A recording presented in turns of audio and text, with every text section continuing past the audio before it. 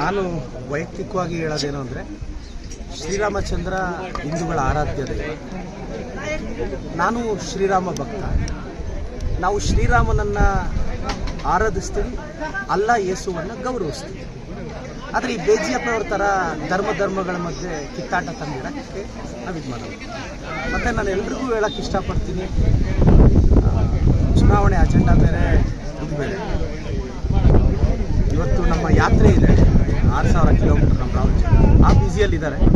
ನಮಗಂತೂ ನಾವು ಎಲ್ಲ ಧರ್ಮಗಳನ್ನು ಸಮಾನವಾಗಿ ಕಾಣ್ತಕ್ಕಂಥ ಪಕ್ಷ ನಮ್ಮದು. ಮತ್ತು ಇನ್ನು ಕೆಲವರು ಇದ್ದಾರೆ, ಫಾರ್ ಎಕ್ಸಾಂಪಲ್ ಈ ಮೈಸೂರಿನ MP ಇದ್ದಾನೆ ಪ್ರತಾಪ್ ಸಿಂಹ, ಆತನಷ್ಟು ಅಯೋಗ್ಯ ಮುಟ್ಟಾಳ ಇನ್ನೊಬ್ಬ ಇಲ್ಲ. 45 ವರ್ಷದ ರಾಜಕೀಯ ಅನುಭವ ಇರ್ತಕ್ಕಂಥ ಸಿದ್ದರಾಮಯ್ಯ ಸಾಹೇಬ್ರ ಬಗ್ಗೆ ಬಾಯಿಗೆ ಬಂದಂಗೆ ಮಾತಾಡ್ತಾರೆ.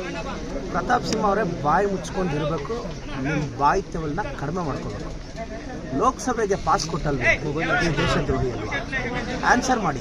ಹೋಗಿ ಸ್ಮೋಕ್ ಬಾಂಬ್ ಎಲ್ಲ ಹಾಕಿದ್ರಲ್ಲ, ಮಾನ ಮರ್ಯಾದೆ ಇಲ್ವಾ ಪ್ರತಾಪ್ ಸಿಂಹ ಅವರಿಗೆ?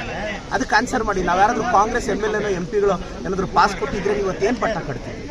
ಸಿದ್ದರಾಮಯ್ಯ ಸಾಹೇಬ್ರ ಬಗ್ಗೆ ಮಾತಾಡ್ತೀವಿ. ಕೇಂದ್ರ ಸರ್ಕಾರ ಅಕ್ಕಿ ಕೊಡ್ತು ಅಂತ ಈ ಮುಟ್ಟಾಳರಿಗೆ ಏನಾದರೂ ಜ್ಞಾನದ ಬಗ್ಗೆ ಅವೇರ್ನೆಸ್ ಇದೆಯಾ? ಫುಡ್ ಸೆಕ್ಯೂರಿಟಿ ಆ್ಯಕ್ಟು ನಮ್ಮ ಮನಮೋಹನ್ ಸಿಂಗ್ ಸಾಹೇಬ್ರಿದ್ದಾಗ, ನಮ್ಮ ಸೋನಿಯಾ ಗಾಂಧೀಜಿ, ರಾಹುಲ್ ಗಾಂಧೀಜಿ ಅವರ ಸೇರಿ ಫುಡ್ ಸೆಕ್ಯೂರಿಟಿ ಆ್ಯಕ್ಟ್ ತಂದು 75% ರೂರಲ್ಗೆ, 50% ಕೊಟ್ಟು ಅಕ್ಕಿ ಕೊಡೋ ಯೋಜನೆನ, ಅಂದರೆ 2/3 ಪಾಪ್ಯುಲೇಷನ್ಗೆ ಇವತ್ತು ಕವರ್ ಆಗ್ತಿದೆ. ಅಕ್ಕಿ ಕೊಡ್ತಿರೋದು ನಾವು. ಸಿದ್ದರಾಮಯ್ಯ ಸಾಹೇಬ್ರ ಬಗ್ಗೆ ಕೇವಲವಾಗೆಲ್ಲ ಮಾತಾಡಿದ್ರೆ ಈ 25 ಜನ ಏನು MP ಇವ್ರಿಗೆ ಮಾನ ಮರ್ಯಾದೆ. ಇವತ್ತು ನಾವು 4 ಲಕ್ಷ ಕೋಟಿ ರೆವಿನ್ಯೂ ಕೊಟ್ಟರೆ ಅದರಲ್ಲಿ ನಮಗೆ ಸರಿಸುಮಾರು 50,000 ಕೋಟಿ ಕೊಡೋಕ್ಕೂ ಇವರು ಒದ್ದಾಡ್ತಿದ್ದಾರೆ. ಇದ್ರ ಬಗ್ಗೆ ಇವರು BJP ಸಂಸದರು ಯಾವತ್ತಾದ್ರೂ ಬಾಯಿ ಬಿಚ್ಚಿದ್ದಾರೆ? ಮನೆ ನಾವು ಅಕ್ಕಿ ಕೊಡಿ ಅಂತ ಕೇಂದ್ರಕ್ಕೆ ದುಡ್ಡು ಕೊಡ್ತೀವಿ ಅಂದರೂ ಅದಕ್ಕೆ ಬಾಯಿ ಬಿಚ್ಚಲಿಲ್ಲ.